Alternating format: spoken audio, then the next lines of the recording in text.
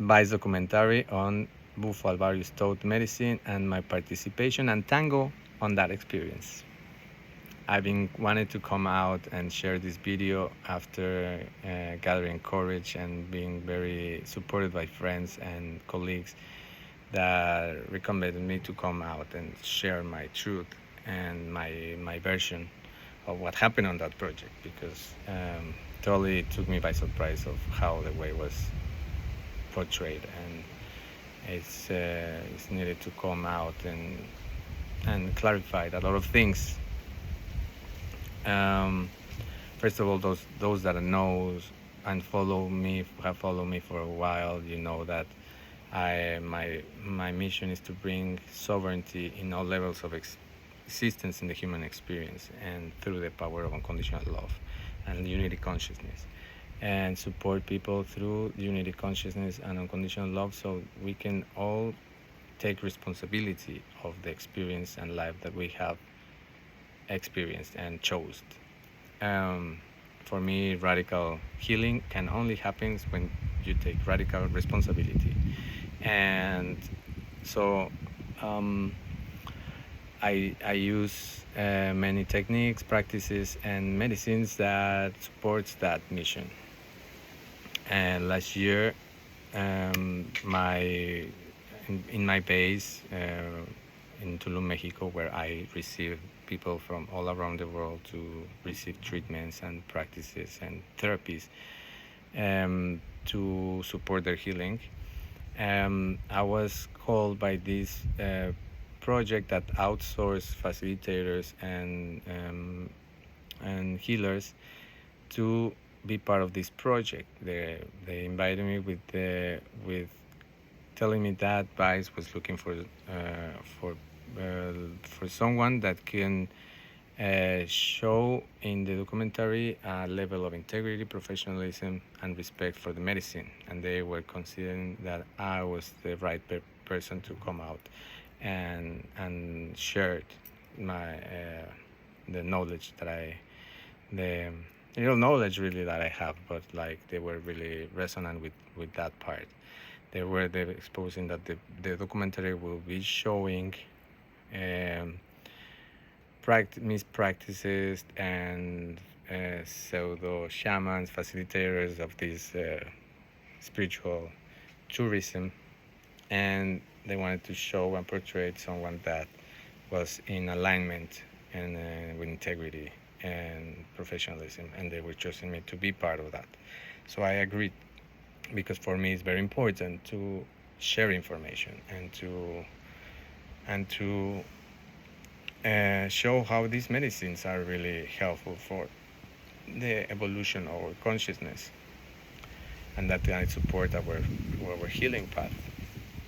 I am part of founder member of the World Wolf of Various Congress, which was celebrated first edition in 2018. For 4 years that this Congress was happening, gathering hundreds of people, including professionals in psychology, neurophysiology, psychiatry, elders, First Nation tribe people, to share information of the protocols expected, the misuses, and the information of conservation of the toad medicine, of the toad species. So for me, it's very important matter to share this, and it's been already more than a decade that I've been working with these practices, and specifically this medicine. And for me, it was very important to come and support the project, bringing light and information. So I agreed. I agreed to be part of the project. They tell me that the protagonist, this person called Matt will only receive medicine from the real deal, the professional guy that was me. And will not take medicine with others. They will only interview and shot to the recordings of other facilitators. My team and I, we were preparing Matt with different experiences, so he could start preparing himself for the ceremony because he was not familiarized with any of these practices really. So we organized him like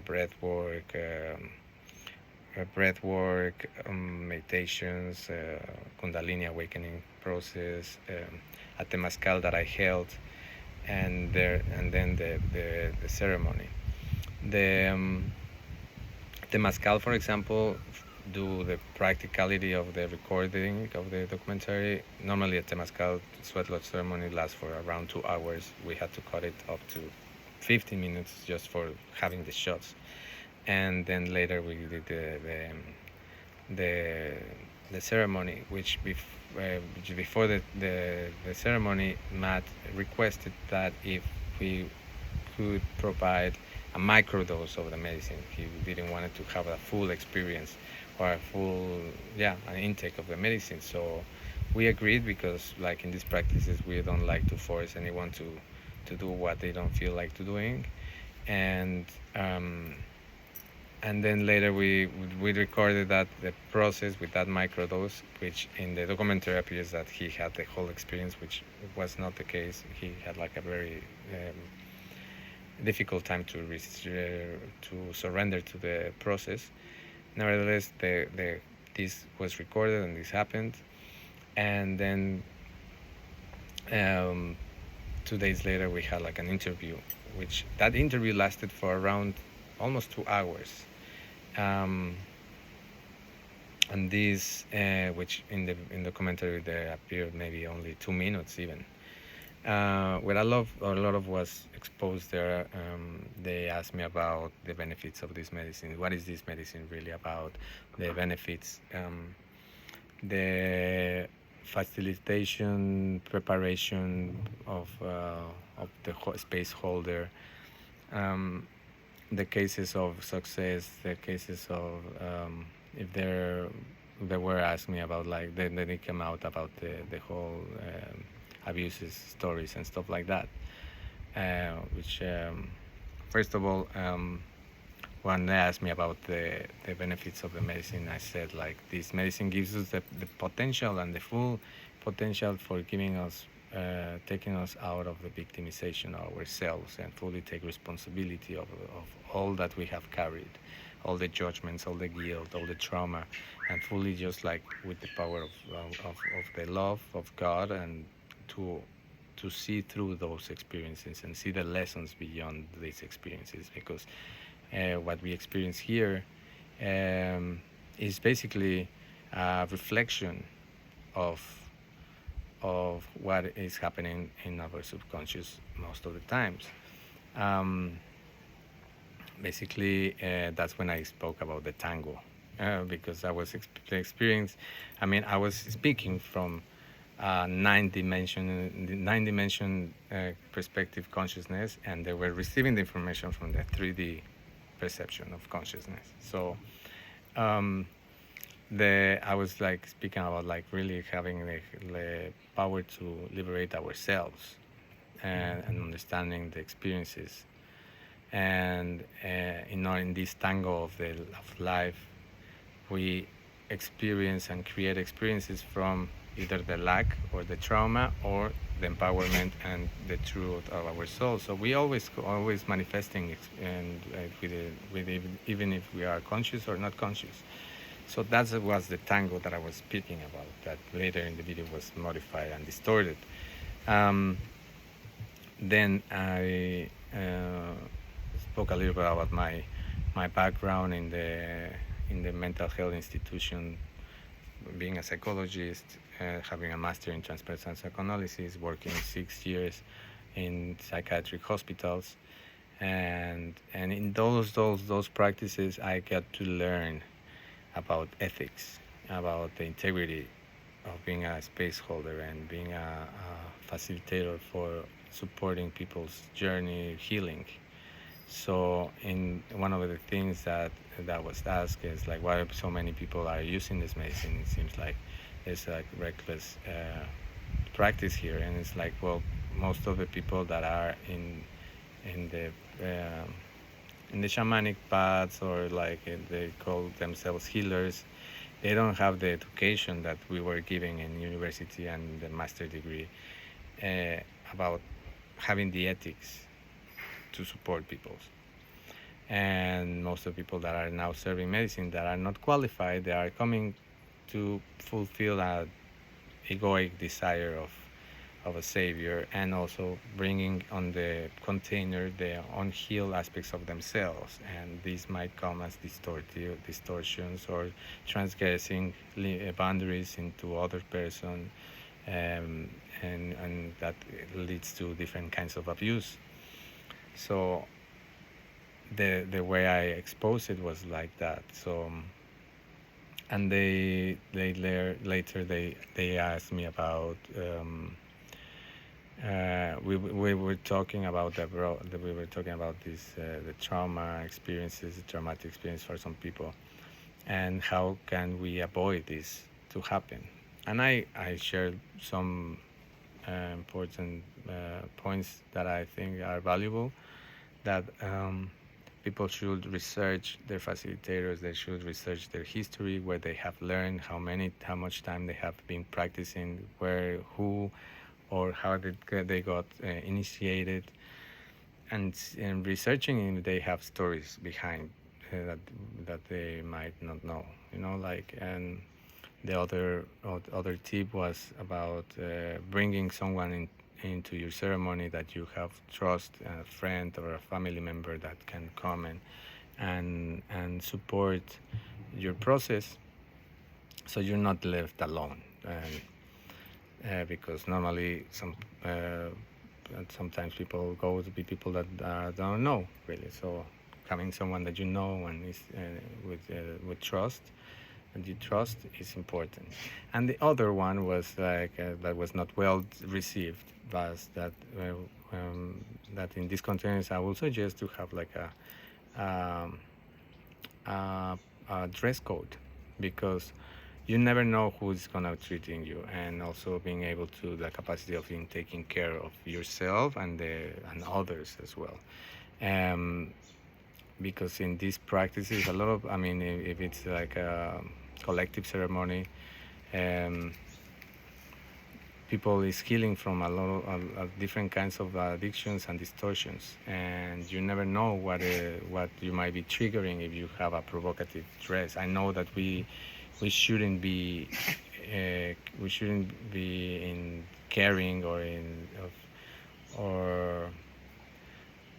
of how to dress, and we should not judge people how to dress, or it's never come from that. But I think there's certain containers that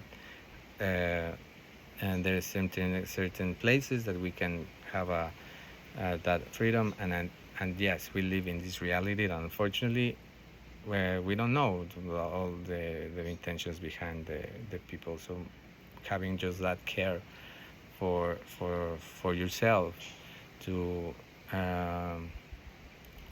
be able to have that care for yourself, which again I go back to the integrity of the facilitator. The facilitator has to be in full alignment and integrity to hold space for whatever happens and keep the holding space sacred. Nevertheless, if there have been cases of abuse, is because this has been taken as a double message from the facilitator, that she or he could trespass that boundary with the client. In my case, for example, I don't have stories of this matter. I don't have accusations of abuse. I don't have accusations of any sort, because I have these tools that were given when I was studying. So I do my best to really hold in integrity the space. Which from there they took it as if I was like shaming the victims of abuse, and basically blaming the victims of abuse, which we went into that 3D level consciousness of who's the guilty here, and we have to point fingers to the outside.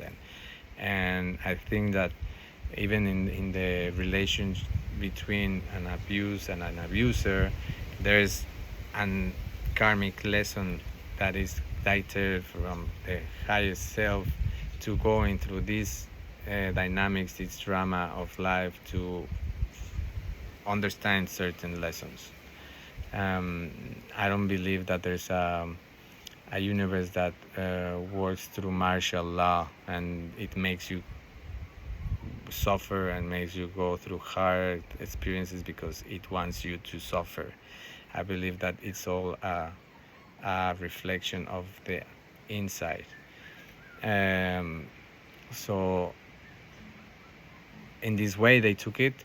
They were coming with a narrative, and then they change in the edition. They make a 2-hour interview in 2 minutes, and they change even the responses. So for me it was very shocking and very surprising to see how well they manipulate the information. I came from my highest intentions, really just like my pure intentions to serve as a representative that honors the sacred, honors and respect my sisters and brothers, and these practices that have been serving for a lot of people. And I just came with this pure intention of supporting the collective prayer. And I was speaking from a different angle of consciousness than they wanted to portray it.